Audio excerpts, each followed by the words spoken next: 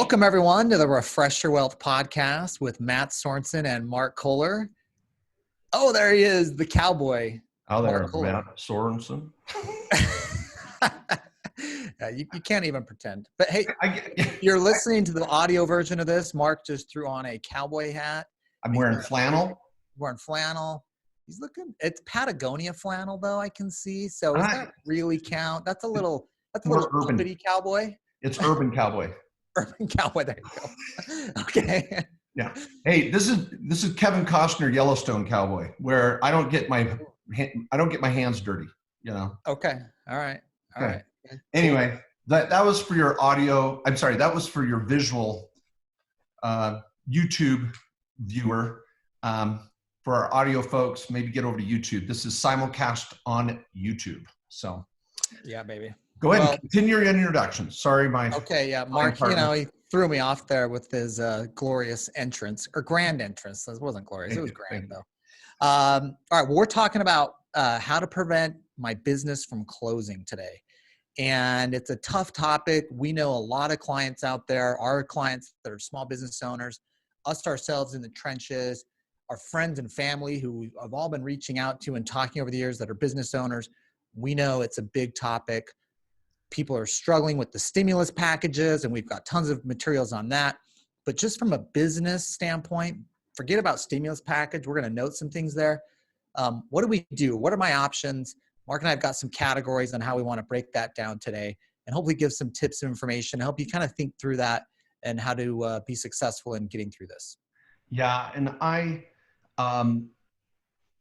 do need to apologize for trying to be a little comical on my entrance for those watching on YouTube, but people need to laugh right now. People need to laugh. People need to laugh right now. It's okay. They do. They need to laugh at my expense right now. But no, we are so sensitive, and it is so delicate and difficult topic to talk about my business possibly having to shut down. We were talking about what topic to cover this week in our podcast. And rather than another round of stimulus package stuff, we really needed to address those business owners and talk to them about maybe the stimulus package isn't enough and what to do. And not very many people are talking about this because it's very difficult. And so even though I try to be a little funny at the beginning, I will say this throughout the show today, we do want to try to keep it light because it's hard enough as it is. So don't take that humor as insensitivity or callousness. Our heart does go out to you, but we want to keep it real. Try to keep it fun. Yeah. And I got to say, Matt, both of us, we've had failed businesses before. We have. Mm-hmm. Yeah, we've shut some down. We'll give some notes on some of those, and some that have been successful over times, but they kind of ran their course. We're kind of the typical serial entrepreneurs helping our clients in our law firm, but we've always had our entrepreneurial pursuits, which we still do to this day and love them. So, but there's going to be no tax and legal tip. For those of you that are used to the show, we're just going to dive into the topic at hand. There's a lot to discuss there. If you're new to the show, we usually give a tax and legal tip off topic to try and just give you a little quick tax or legal tip on how to be better in your business. But we're going to forego that today and just dive right into the topic. So, Mark, do you want to intro the topic here on the options, and we can just jump in? I think there's a lot here. We've struggled with how to organize this topic, but I think we came up with something that gives us a little framework.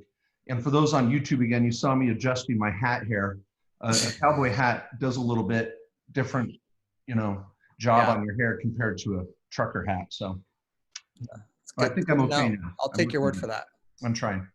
For those that don't know, Matt broadcasts out of sunny Phoenix. Look at that amazing view behind his office. That's legit. That's not like a fake Zoom background. That's the real deal. I didn't just pick the cool Phoenix office Zoom background. Yeah. That's the real deal. Yeah, that's the real deal. And this is my den at home. Those are real books, some of which I've read. And if I could point you out this way, we've got 15,000 acres of potato fields. Yeah. And I can see literally in the distance right now a tractor planting. And I like it. It gets my mojo back to be in the farm country. I grew up in the farm country of Washington State. My wife grew up in Idaho, and we spent years in Salt Lake City and Orange County, California. And in the last 3 years, I said, I got to get back to my roots. I still travel a lot, but I'm already high risk for a heart attack as it is. And so if I can slow down in the evenings and drive a four-wheeler around and shoot a gun, it keeps me sane. All right. Now, big topic. Here's our categories of what we wanted to kind of talk about. We're not talking about shutting down your business. That's actually going to be our next week's podcast. We've already started to come up with some conversations about how do I shut down my business. But for those of you that are like, I've got to retool this somehow, we've got 4 possible categories. Number 1, move full steam ahead, same old structure, design, product mix, people, whatever. Number 2, a pause. We're going to call it the pause. What do? We don't completely shut down. We don't go full steam ahead. What does that mean? What are my options in the pause category? Number 3 is reorganize. We were playing around with the word retool, reorganize, restructure, lots of options there. Yeah. And then number 4, the comeback tour, where we put things on longer than a pause, but we keep some sort of plan in place for maybe later in the year or next year. So those are our 4 categories. And obviously raising money could be a part of all 4 of those. And so we're going to, maybe we should bring up raising money. What, Matt, do you think first? Just kind of like, let's just get on the table, because raising money could play into a reorganization. It could play into full steam ahead. Probably not in the pause or comeback, but so there's a few options there. There's the stimulus package. Let's just say that, of course. There's PPP, Paycheck Protection Program, which is the big one going on right now. There's a second round of funding. You've heard plenty of that. There's prior podcasts, prior YouTube videos, prior articles of Mark and I. You can read up on it. We're going to still be putting more out on it as we get to the next wave of it and getting that forgiven for those of you that have got PPP. So that's a big topic, but we can talk hours on that. But remember, that's a loan you can get that's forgivable. It's government stimulus. If you use it for payroll for yourself or your employees, it's a great option. A lot of businesses have taken advantage of it, from the LA Lakers to Ruth Chris Steakhouse, the typical small businesses out there that have now been shamed and have actually given it back. But some, that's right. I think like Ruth Chris has kept their money, but so we've got the government stimulus, but then you've got the traditional things you can do of taking a regular loan, selling some stock, getting some selling equity in your business essentially.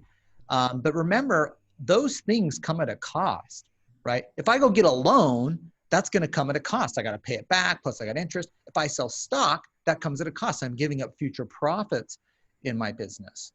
Yeah. And a lot of times we as tax attorneys and accountants, we call it really a debt versus equity decision. It really just boils down to that. Am I going to take out a loan from someone or something, and we're going to brainstorm some options for you there? Or number 2, do I give up some of the actual equity in my company? And there's pros and cons to both in a big way. And one's not right and one's not wrong. It depends on your situation, how much money you need, what you need it for. And sometimes it's going to be dictated by the person or entity or structure you're taking money from. Yeah. Let's now I have one other comment on the money part. I want to stay there too. Go ahead. Okay. I want to stay on money. The other item, of course, I'm going to bring this up, is retirement accounts. Yeah. So and there you have your traditional things you can do, like you could have someone's self-directed retirement account, their self-directed IRA or solo K, let's say, invest in your company, buy some stock, loan you money. We've been having lots of that happen with our clients here at Directed IRA, directedira.com, where they are investing in other small businesses, friends of theirs, or businesses in their community with loans or buying stock in them. And we've processed a number of those transactions already here. But there's also, from the stimulus package, there's ways you can better access your retirement accounts. Where you can take out up to $100,000 with no early withdrawal penalty right now under the stimulus bill, and you still have to pay tax on it if it's traditional, but there's no early withdrawal penalties. You get 3 years to pay the tax, and you can put it back in over 3 years. There's a lot of cool parts to it. Also the 401k loan, which you can usually only get 50 grand. You can take up to 100,000 max now. So there's been some loosening of the restrictions on retirement accounts because that's where all the money is for many Americans. So there's access to those funds, which can help support you personally and your business through this as well. And that's kind of in the raising money category there. But remember, retirement accounts, my favorite topic, that's where all the money is. Yeah, and I'm gonna argue with you on this for a point, and I think you'll agree. Whether you're going full steam ahead, you're pausing, you're reorganizing, or it's a comeback tour. Yeah. Getting money from someone could apply in all of those or something. Right. True. You're okay. If you close or shut down, your income's gone. I mean, it may have already been out the door last month. So accessing some of this money or figuring that out, I mean, that's just for your personal life. That's a thing. Okay. Now I want to be very specific for everybody here. If you're going to get money in any of those 4 stages, and we're going to go through those 4 stages, if you will, or I'm going to say 4 options of moving forward. Okay. Those are 4 options of moving forward. Now, under any of those options, you might need to access money. So that's a separate topic because you might have a different type of money you need based on the option you choose and vice versa. So let's stay with money for a minute. Let's go loan or equity, and let's stick with retirement accounts for a moment. And I'm gonna make a list of all this, and I'm working on an article for this that many of you will see linked in the near future to this podcast or YouTube. If you go loan with retirement accounts, you can borrow from your own 401k up to $100,000 for your business and pay back your 401k with a tax deduction on the interest you're paying to yourself. Yeah. And those are going to have to be monthly to quarterly payments, at least quarterly, over a 5-year period, prime +2.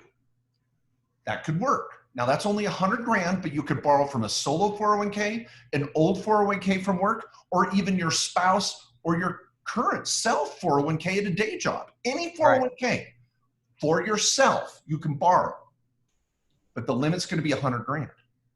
Now, if you're married, you could borrow up to 200 grand under 2 different 401ks. Okay. Yep. And you could also borrow from any family member's 401k or IRA, let's back up. We're going to have a prohibited transaction problem in a minute. So let's just say you could borrow any amount from a legitimate arm's length third party. Okay. Yeah. I'm going to put someone else's 401k or IRA you could borrow from. And I want to take a moment talk about the note procedure for that. But when it comes to equity, now, Matt, I'm just laying this out here, and I know you'll fill in the gaps here. So I can borrow from my own 401k. My spouse and I can borrow from both of our 401ks. I can borrow from any arm's length person, any amount from an IRA or 401k, if they're arm's length. And when it comes to equity, though, your 401k and IRA cannot take equity from your business. That would be a prohibited transaction. But if it's an arm's length third party, they could actually take equity in your business instead of a loan. Now you don't have debt service, but you have given up 20% of your company, let's say. So Matt, what do you think of that? That's a lot I put on the table. But yeah, I mean, we could do a whole podcast episode on just that. Yeah. But the point is there's a lot of options within the retirement accounts, from tapping your own under the distribution or loan that we just talked about, from tapping other people's to invest in yours, because as an investment from theirs, whether it's them loaning your company money or buying stock using a self-directed IRA or retirement account. So lots of options there to consider. That's probably the one most overlooked, quite honestly, but that's there more likely than any other option. Yeah. You know, people, I think it's so crazy. They'll be like, well, go out and raise capital from other investors and go, Okay. How about the 3 people I know that I go talk to and ask them for 50 grand? None of them have 50 grand in a savings account to put in my business, but, they got 300 grand in a IRA somewhere. It's like, let's get practical about how, and this is why these the self-directed accounts in particular become so popular. Yeah. And I want to reiterate this. This is important, everybody. Matt Sorensen helped organize, and I was a co-host with him, but it was his show. 2 weeks ago, we did the Self-Directed IRA Summit, 5th annual. $99. It's almost 10 hours of content. You can get over to sdirahandbook.com.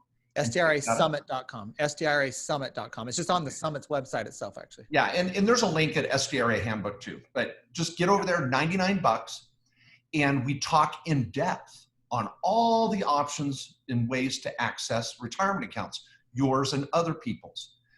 But I just want to reiterate one point before we move on to your next idea of raising money is keep in mind, your retirement account or a close family member's retirement account is not going to be able to take equity in your business to save it. But there may be a borrowing option. So I want to be clear about that. You may be able to borrow from a 401k, a family member be able to borrow from their 401k to loan to you, or vice versa. There are all sorts of loan variations. But when it comes to equity, you can only sell a part of your company to an arm's length third party's retirement account. And keep that in mind as you approach this. And a couple specifics. Whenever you borrow from someone, make sure that there's a written note that's very clear and reviewed by an attorney, even if it's just for half an hour. And anybody that wants to use a retirement account to loan to you or to invest in your business, they're going to need a custodian or a trust company. DirectedIRA.com is our trust company of choice, and we can walk you through those steps. So a lot there again to say. Matt, your thoughts? Yeah, no, I just put an amen to that. And again, we're hitting this raising money as the overarching part to some of this. Is a lot of these things take money, but many of these things, which we're going to talk about as you get into these strategies, they don't take money, they take effort. And some of you have already shifted gears in your business, whether it's laying off employees or stop buying inventory or product. You've already kind of done the immediate financial triage to conserve as much cash as possible and only use the money, spend the money that you have to. And so I want to start talking about other things though, and hit these 4 categories, but I want to say too, a lot of the things are effort, and for those that are solo entrepreneurs in particular, that the only payroll is really you, you're just self-employed. What we're talking about now is just effort, and whether you're full steam ahead effort, you're pausing and thinking of, you're just pausing to come back at a later date. And maybe you're thinking of things to improve when you bounce back, you're revisiting, you're looking at your strategic plan, you're going to reopen partially and put all your effort into that. Or you're going to think of the next business idea and do your comeback tour and just close down now. Those are effort things, I think. And I'll say this right now. There's so much, people are so depressed right now. Let's be real. That's the fair word. And having something to do, to be excited about, just to at least have a plan for your business is really good. It's healthy. You stay engaged. You can stay positive. You have something to work towards. And I don't want to go off money entirely yet before we get into these 4 options, but I want to. Well, I did, but you don't have to. But I want to also reiterate what Matt said in a big way. And I want to give all of you a challenge. And I didn't expect to say this, but Matt, I think your comment is awesome, is that I want to challenge all of you, if it's necessary, listen to this podcast or watch this video 2 or 3 times if you need to. I'm going to challenge all of you to have a written plan of what you want to do. When you put pen to paper, it provides a lot of clarity. I know it's easy to drive down the road and go, oh, okay, Mark and Matt, that's a good idea. I should do that. But when you sit down and actually write it up, it's a very different action. And part 2 of our challenge is that I want you to share it with your board of advisors. Now, we've been talking about having a board of advisors for years. This is like the best time to get 3 or 4 people around you and go, hey, I watched this podcast with Mark and Matt. Mark made some great points. Matt's were okay. But here's what I want to present to you people. Yeah. I want you to hear what my plan is and bounce it off someone and write it down. And that emotional vomiting, really, and getting people to give you their feedback could be a really, really big shot in the arm. Yeah. I love it. I totally agree. That's, and it is It's emotional. Really, it's an opportune time to do that. A lot of people, particularly other people you may know that have been successful business owners, they're wanting to help. A lot of people are finding themselves to have time. They see what's going on in the small business world. They're wanting to help other entrepreneurs and small business owners. So tap into that. I mean, it's kind of their way to serve. So tap into that, and find some good people that could be a resource. I've learned sometimes ask for favors for people who can really help you, just the connection itself. And you'll be surprised how many of them are really, truly willing to help if you're willing to do something. But here's the other thing. Don't waste people's time. If you're going to take someone to be on your board of advisors, that's a little stretch, they're busy as it is, don't waste their time. Be serious about it. Follow through on the advice they give you and the things you say you're going to do. Oh my gosh, this is so good. And I want to get back to money, but Matt keeps opening these doors that are freaking awesome. I want to run in them.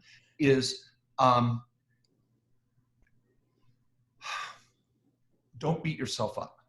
This has been an external circumstance that no one could have predicted. And it is just something you can't take personal,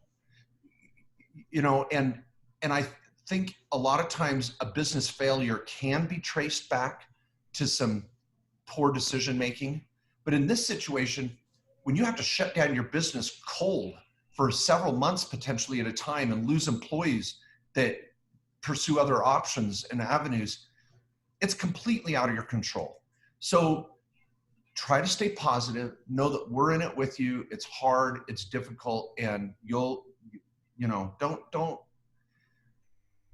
suicide rates have gone up, and it's just sad. And I just got to say that from my heart, that the more you can collaborate with others and engage in podcasts like this and workshops and online webinars, so that you don't feel like you're alone, is so important.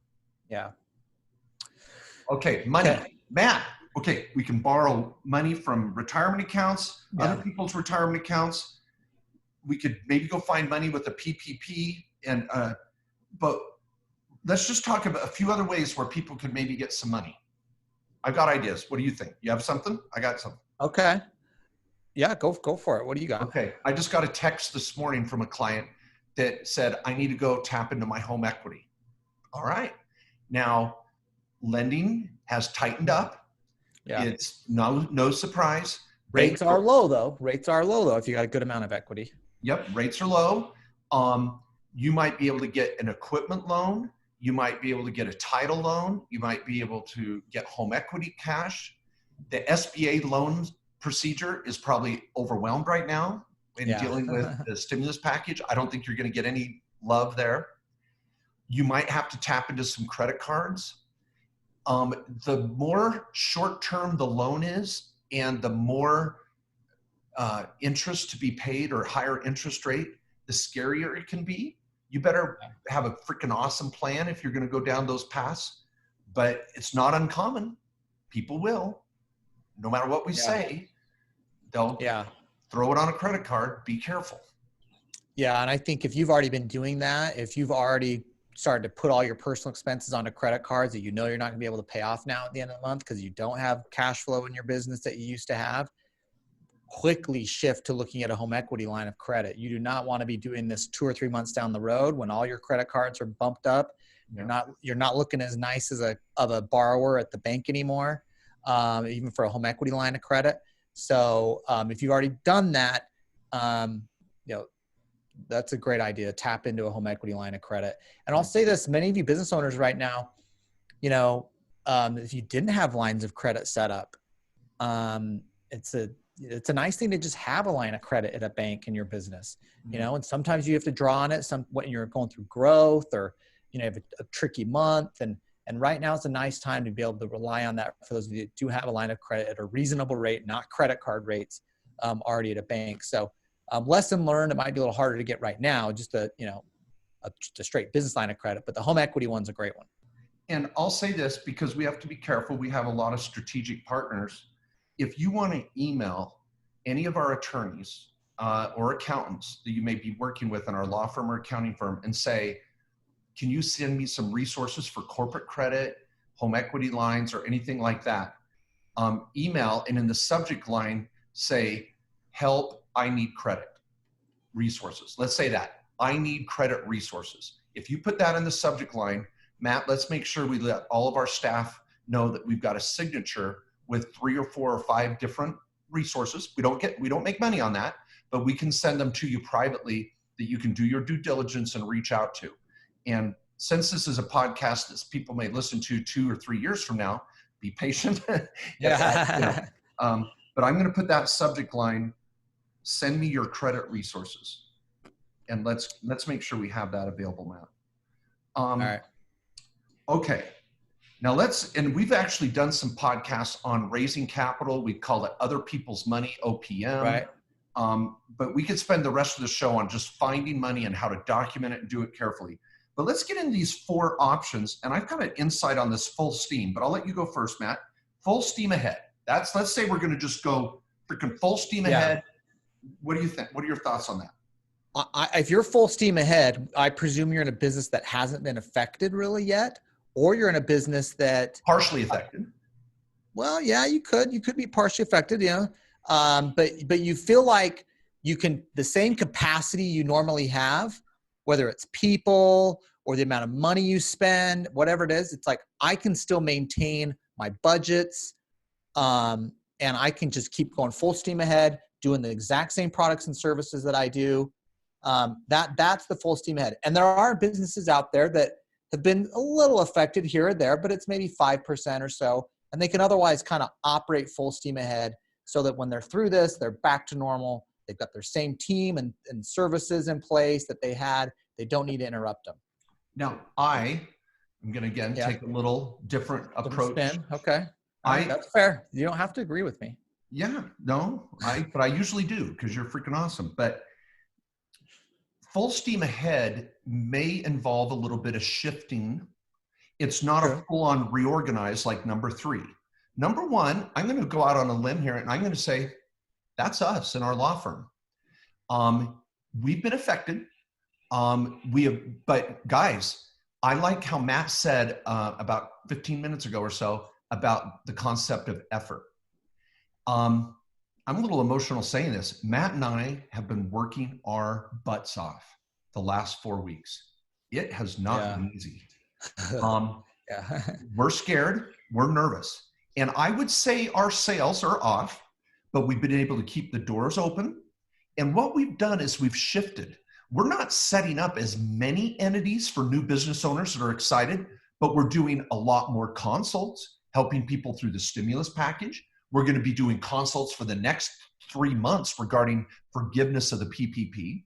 We're going to be helping clients shut down businesses and open new businesses. There's new opportunities have arisen. But what Matt and I have done is said, all hands on deck.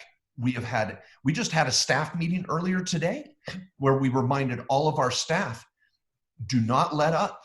We are working harder than we've worked in a long time, and I'm worn out. But wouldn't you say, Matt, that's full steam ahead? That's what it means. Yeah. Yep. That's full steam ahead. You're keeping your team in place. Yeah. You may be shifting some of the things that you do to weather the storm, so to speak, that, you're not going to be doing 6 months from now, think of the restaurant. They might not be going full steam ahead, but they've shifted to takeout. And are they going to always be doing so much takeout? No. They'd rather open up their doors and have you come sit in and eat there, and you would rather do that, many of the customers, but they're putting their effort into that. And so full steam ahead. I think the biggest thing to think about this, to differentiate it from, is it's not a pause, because in the pause, you're going to step back, right? You're just like, it ain't worth it. It's not worth my time. It's not worth my money. It's not worth my effort right now. I know the business can be successful, but I need to pause. It's not a reorg or anything like that. It's using your existing resources and maybe just shifting a little bit, pivoting a little bit for the time being, still full steam ahead. I don't know. Yeah, no, I like it. And I'll say this, when Matt and I talked about option 3, which we'll come to in a moment, we put it as option 3 because the reorg might be something that takes place over several months and Yeah. may come back after a short pause. The comeback tour is, I'm going to completely reinvent my business and concept and idea and come back next year. And we're going to talk. Yeah. But I think really there's this fork in the road. It's either I'm going to work my A off and it's full steam ahead, or option 2, I may go collect unemployment for 3 months. Yep. I'm just going to pause. Maybe I'm not going to take the PPP. I'm just going to sit back. I'm not going to borrow money from anyone immediately. I'm just going to reevaluate. But I know I'm going to come back in a couple months, maybe 2 to 3 months. Yep. That's the pause. Would you agree, Matt? Yep. And I'll give a good example of the pause. I had a client that owns a salon, was consulting about doing PPP, had maybe one other employee other than herself that was actually W-2. All the other stylists or, hairdressers, whatever, are 1099. And so it was like, well, don't do PPP. You can't open up in your state anyways in California. They're not going to be opening up salons anytime soon. I know Georgia's all full steam ahead, but and so it's like you're the pause. Okay, her business is the pause. You can't open up and operate legally anyways. Even when you're able to, it's going to be at a certain reduced rate. PPP didn't make sense to go get a loan to put yourself or employees back on payroll because you can't really do anything right now. And it might have been, there's some people in the salons, we had some clients in that category that have still gotten PPP. But so I thought that was a good choice for her to basically pause. She can go get unemployment.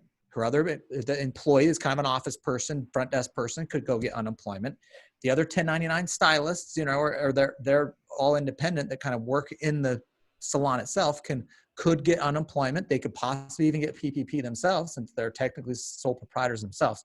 So that's a good example, I think, of a pause. Is the circumstances you're dealt, the hand that you're dealt, the best you can make out of it is a pause, I think, for some people. Yeah.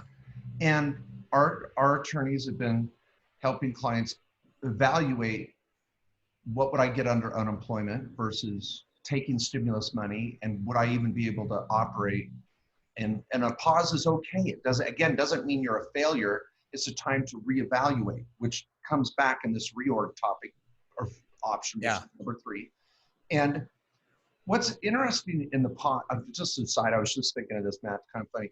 Back in the 20s when, there was prohibition and alcohol was illegal, you had speakeasies, Yeah. People had to sneak in and kind of under the table gambling and drinking and prostitution, all that. I wonder if there's going to be salons that are like little cut easies, where I'll hook you up. I'm going to cut your hair, under the table. Yeah. Could happen. It's going to be a black market for haircuts coming soon. I need one. For those of you watching video, it's been a long time. So on the sides, especially. Oh, yeah, it's not pretty. So it's a big deal. There's ladies that go to get their hair done for therapy, and they're like bouncing off the walls. It's true. Yeah, that's very true. I know. I hairstyle. I need it for therapy. I like going myself. Let's be honest. Yeah. Now on this, I'm going to give another example that I think is a good transitionary example from pause to a reorg. And I think in that process, there's going to be a reevaluation. That once the pause is over, what can I learn from this? It's a great time to peel away the onion, look at your financials. And so here's an example. When I was in undergrad college, I don't know if undergrad means anything else than undergrad college, but thanks for clarifying. I had a janitorial business, and many of you that have maybe followed us for years, I have quite a few stories of being a janitor for 7 years. We had carpet cleaning trucks, window cleaning, floor restoration. I mean, we had 25 employees. It was hard work, and we'd work at night, cleaning toilets and buildings and restaurants and grocery stores, propane buffers, the whole 9 yards. Okay, so anyway, at one point in the process, I had a TGI Friday cleaning account. They would use outside janitors that would come in about 11 p.m., midnight, as soon as the bar portion closed down, and we'd clean until about 8 or 9 a.m. And I thought it was a big deal. We cleaned TGI Fridays, and it was a big monthly contract. Everyone looks forward to Fridays. I mean, it's kind of a big deal. Yeah, that's right. And so I thought it was a nice thing on my resume, you know, where our cleaning company did TGI Fridays and yada, yada. My wife, to her credit, was always like, this is such a freaking disaster. I mean, there's no time off. That restaurant has to be clean. And janitors and that type of employee demographic is very, very difficult. It's graveyard, and it would be very common. Someone would call in sick and I'd have to go clean it. And then I'd go to classes the next day at 8 or 9 a.m. So I'd pull 24 hours, and it was hard. But I was always like, oh, it's gravy. It is a big deal. It's awesome. And finally, you know, my wife would say, you need to run the numbers on it. I don't think so. And I'm like, no way. I put her off for months. Finally, I was like, all right. It was one of those nights where I just worked 24 hours and I'm like, I'm just going to analyze it. And when I finally crunched the numbers, and again, bless her heart, and I'll give her full credit for this, I was like, what the hell? We're only making a few $100 a month on this thing? It is not worth it. And within days, if not a week, I was like, we're out of here. And I helped him transition to a new janitorial company, and I tried to renegotiate. They were like, hell no, you know, big corporations type stuff. But it was a really good wake-up call and lesson learned I've reapplied in my life many, many times over, is don't look at your business too emotionally. Be willing to tear it down to the numbers.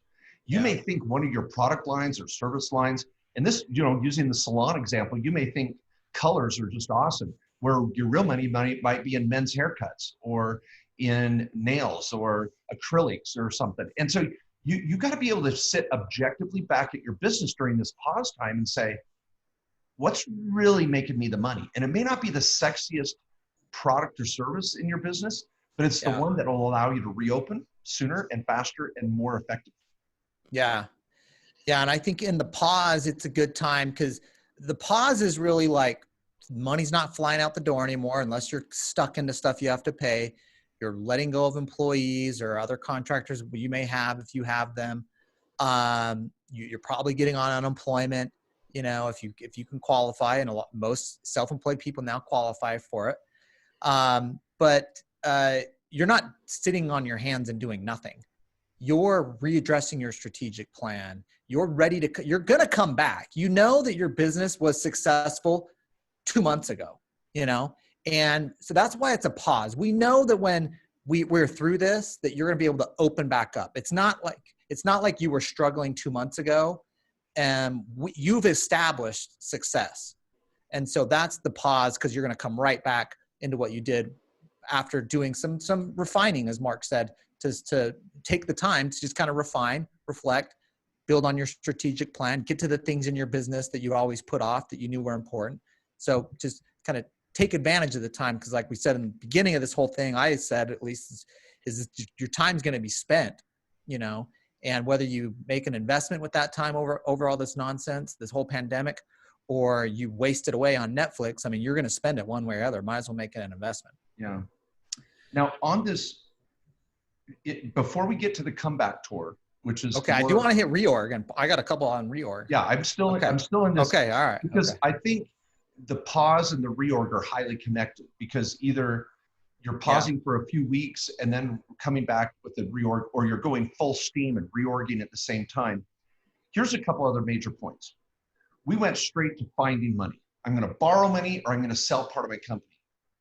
We needed to also bring up, and this is probably the best time to say, I need to be also looking at the yin and the yang. What are ways I could increase revenue right away, and maybe reevaluate my revenue streams immediately? And also, where can I cut costs immediately? And think of just a simple $1,000 swing on each item. For example, I'll give another example. And I used this in a podcast a few weeks ago. I told Matt about it. Just downtown here in this little Main Street America, very similar to thousands of little main streets in America, there's a little soup and sandwich shop. And when this hit, They didn't shut their doors.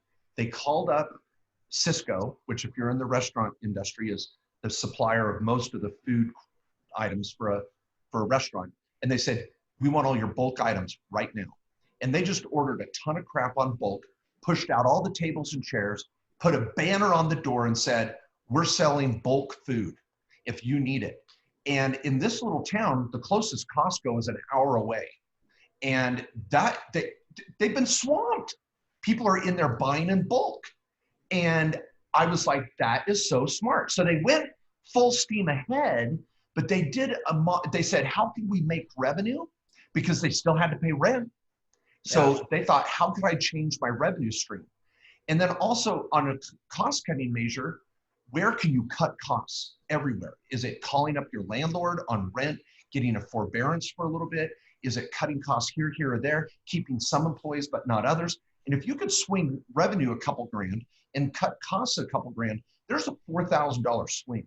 And that could be the difference between closing and staying open. Yeah, that's a great example. Good example. Let's talk about on reorg. And we talked, Mark and I, about kind of finding your most profitable items in your business too. And that the bulk item there is a good shift example.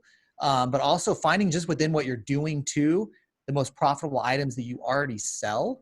The TGI Fridays being the one that maybe actually what you think is the most profitable is not.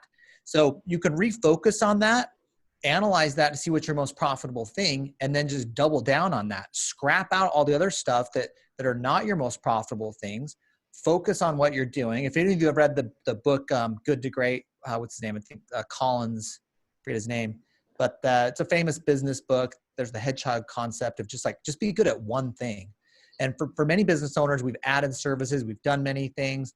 And sure, those things may be profitable in a normal economy, but right now when you got to hunker down, focus on the one thing you're good at that really differentiates yourself, that people are really willing to pay you money for, and just be really good at that. And get rid of the rest right now. Kind of trim the fat, so to speak, the other stuff that's non-essential, since that word's so popular now. Also think of new opportunities. What are the opportunities that I can to still serve my customers? I want to keep my customers connected to my business so that when we're back to normal, they're going to be using our products, whether that's selling more online, reaching out to your customers through social media more, just, reorganizing. And I'm not saying you're necessarily selling as much, and that's okay, but you're staying connected with your customer base. You're not shutting off the marketing. They're going to remember who you are when you open back up. You're finding ways maybe to get them products or services now, whether it's video conferencing or it's the doctors are common now, or, they're doing that on video conference now, and they're still finding ways to connect with their typical customers too. And I think I love what you're saying, Matt, too, is like being creative. And I'm just doing this off the cuff. If I was a salon owner and I couldn't give haircuts in the salon and there was a social distancing problem, maybe you call your clients and go, hey, let's do a little YouTube or a FaceTime, and I'll give you some basics on how you could cut your own hair, have your, just kind of do some walkthroughs on things. I don't know. Maybe you don't want to lose your customer and teach them how to do what you do. Yeah, maybe give them some styling tips, or some products that you have in your store. Maybe some of you sold products in your store that it's like, hey, do you need some of this? Reach out to them. I can ship you some product. You can buy it on my website. Yeah. And maybe that's something you've always wanted to do in your business. It's the perfect time right now to get that set up, so that those customers that usually would walk in and buy can now just order from you direct on your site. And, and I'll use our firm as an example here. We're making sure all of our attorneys who normally are talking about setting up and getting a business up and going within days, we're now training our attorneys that are a little younger than Matt and I on how do you shut down a business in days, and what are the issues, and how do you, we're always reading the operating agreement and bylaws on how to raise money. Now we're talking about how do we get rid of debtors and debtors and creditors and accounts receivable, accounts payable, and what are some ways to approach that? Also on cuts, there's nothing wrong with going to employees and saying, will you take a pay cut? And you may say, I'm not going to pay myself this month. And I need to ask all the employees, if you want to go claim unemployment, you're furloughed. Or do you want to stay? You know, and would you be willing to take a pay cut? Call the utility companies. I heard recently a client that had called the utility companies and they were doing a 2 or 3 month forbearance to help cut down on utilities. Call your cell phone, call everybody. It doesn't hurt to ask. And you never know where you could cut costs. Yeah, another idea on the reorganization is Mark and I, we started a title company back in 2007, Investor Quality Title. It was a great heyday back then. Real estate was great. We were helping lots of real estate clients. We did hundreds of millions in closings for customers in Southern Utah and in Salt Lake City. And then the real estate, like right as we were ramping up and about to hire more escrow officers, the real estate market goes in the crapper. And we were worried about just the people that we had hired at that time, you know, not to mention, you know, our future growth. Well, what we immediately did is we realized our typical client, our real estate client, was shifting to buying on short sell.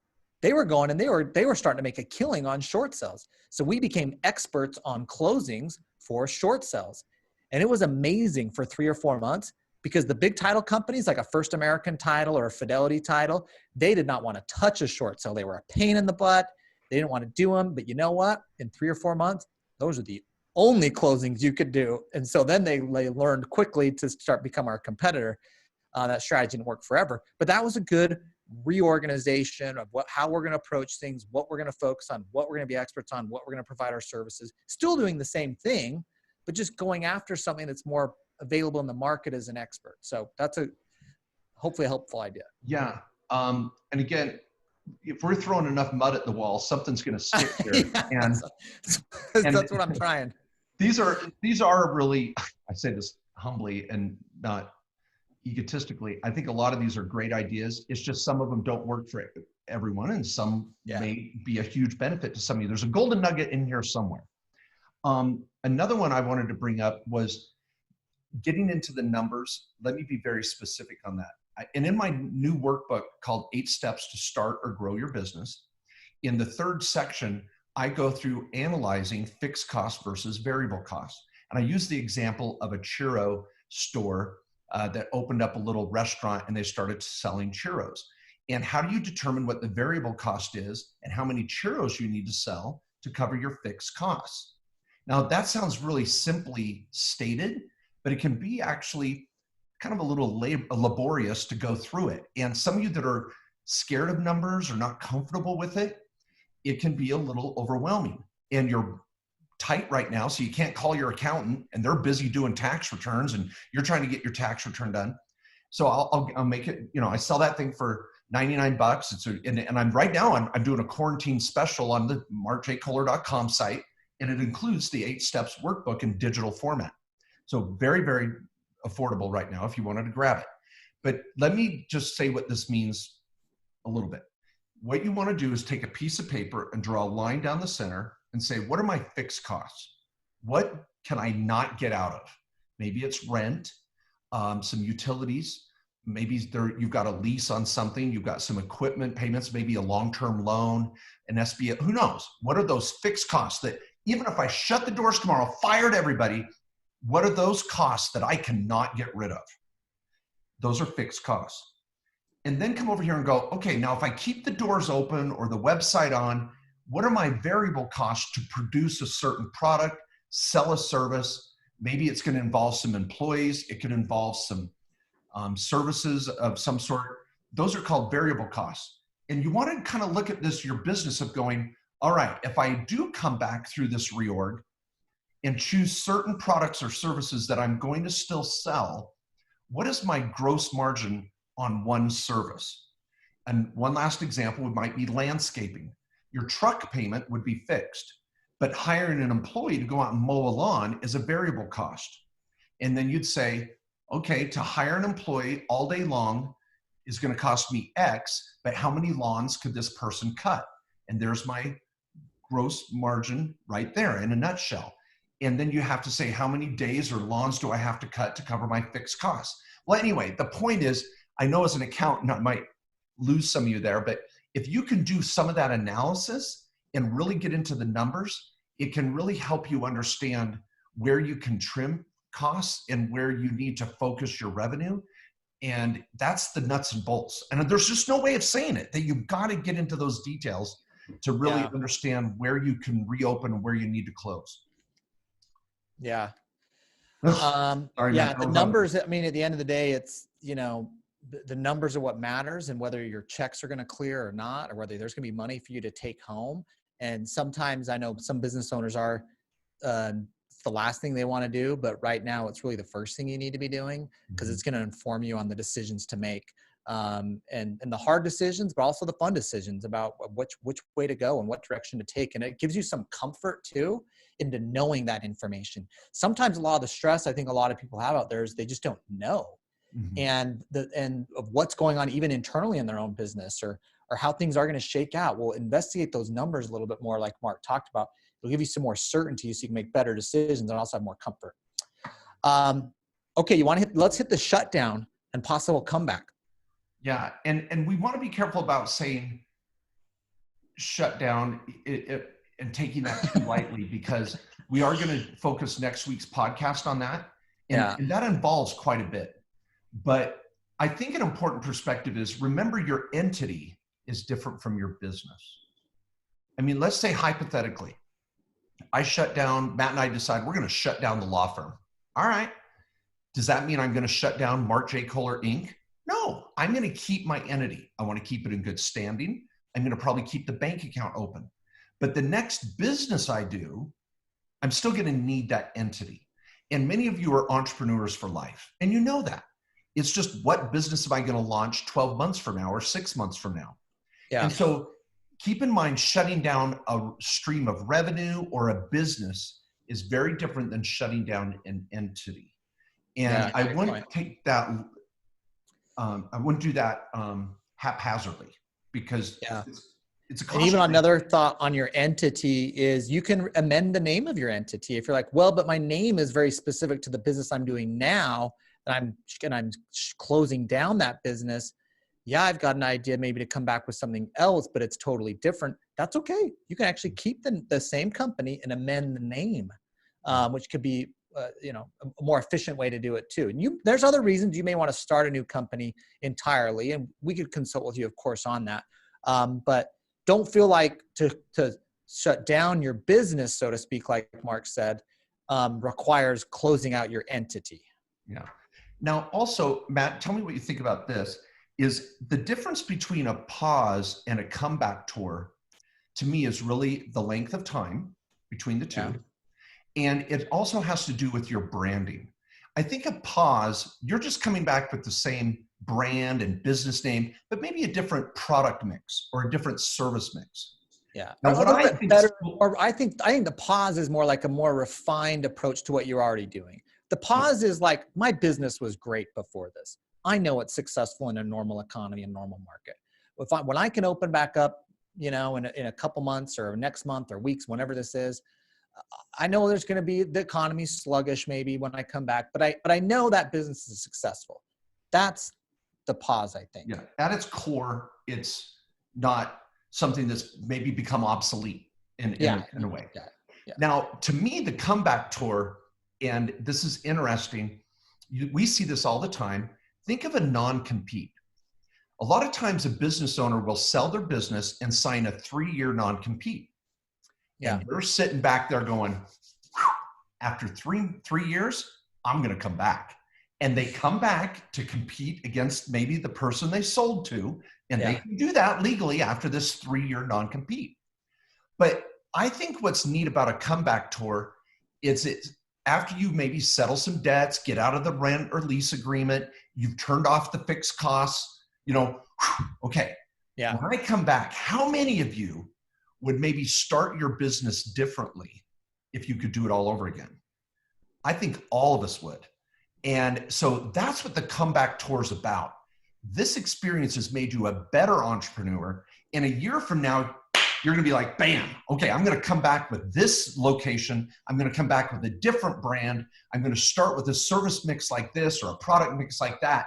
And you're going to come back ever stronger and better. but maybe with a different name or brand. And I think and that's okay. Yeah. Yeah. And it could be a totally different industry too. I mean, it could be within where you are known and have an expertise, but a different approach and brand, like Mark said. It could be a totally new industry too.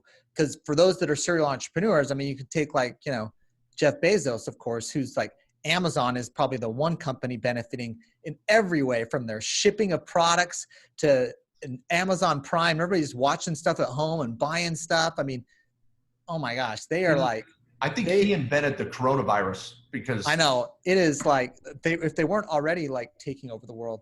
So, but he had so many, like he had like 10 businesses fail before he finally hit on Amazon, and he bounced around from different things, and he had success in the business world, before he started being an entrepreneur.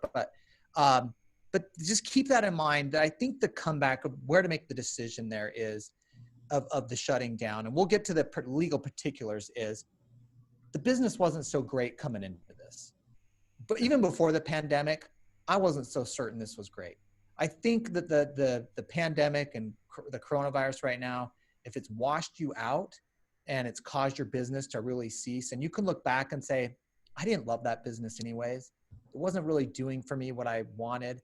It wasn't going in the right direction I was hoping it to be.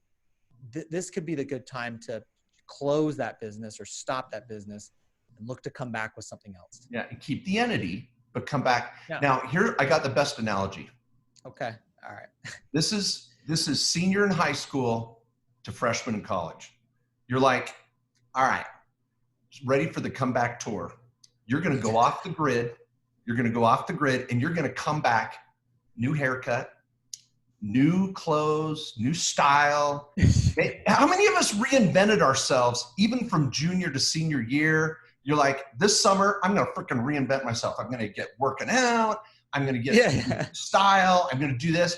And the best time was from high school to college. You're like, it's the new me.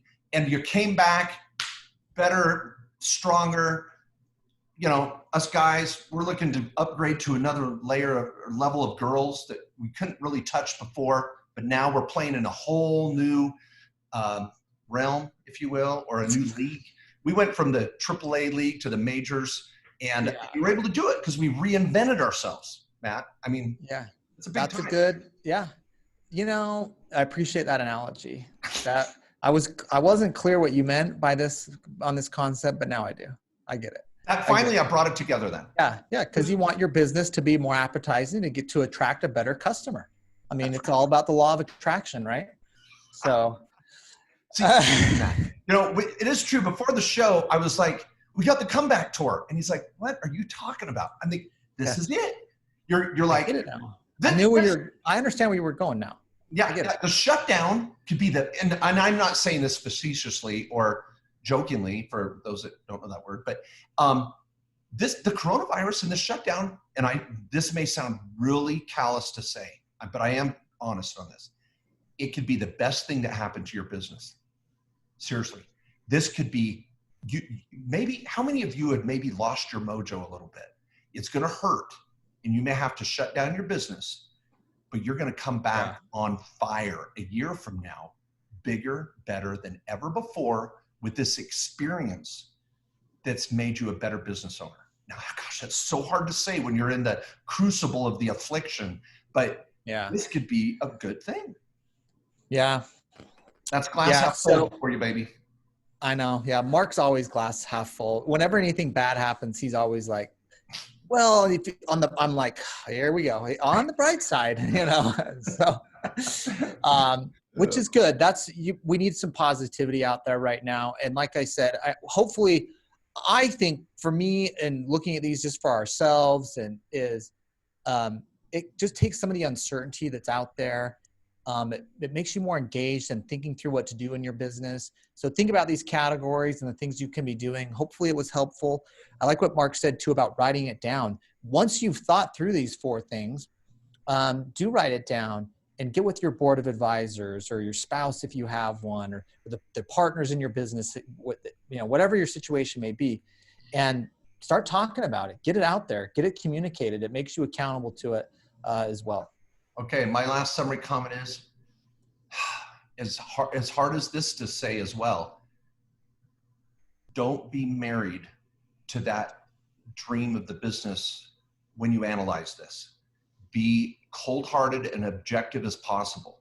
So if you are married, that's a perfect person to talk to, because they'll tell you what a bonehead you are. And then you can no, but seriously, this is the chance to really say and have a cold-hearted look at your business and do it objectively. And it's going to be painful.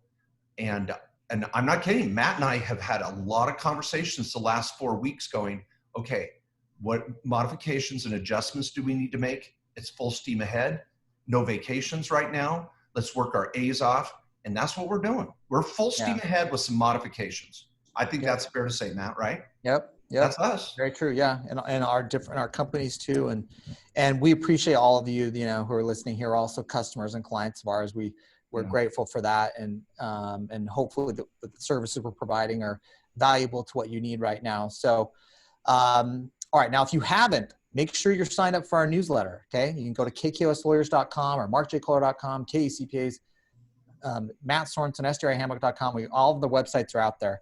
But go sign up for the newsletter, because you'll get updates on upcoming shows, all of our new newsletter articles that are coming out. Keep in mind, I've got one coming out on PPP forgiveness. I'm actually talking to one of the 5 regional directors. If you ever PPP'd in the living room and didn't make it to the bathroom, how do you get forgiveness for that as a child? And adults too. It's a little more difficult of a process, but there's a process. I PPP'd in the front room. I couldn't make it. How do you get forgiveness for that? We're going to walk you through it. Yeah, because that's the big thing. For those of you that have PPP that have got it, we got to call it 3P. We've talked about it. We just got 3P. I don't know. We need to figure out a different, the acronym's terrible.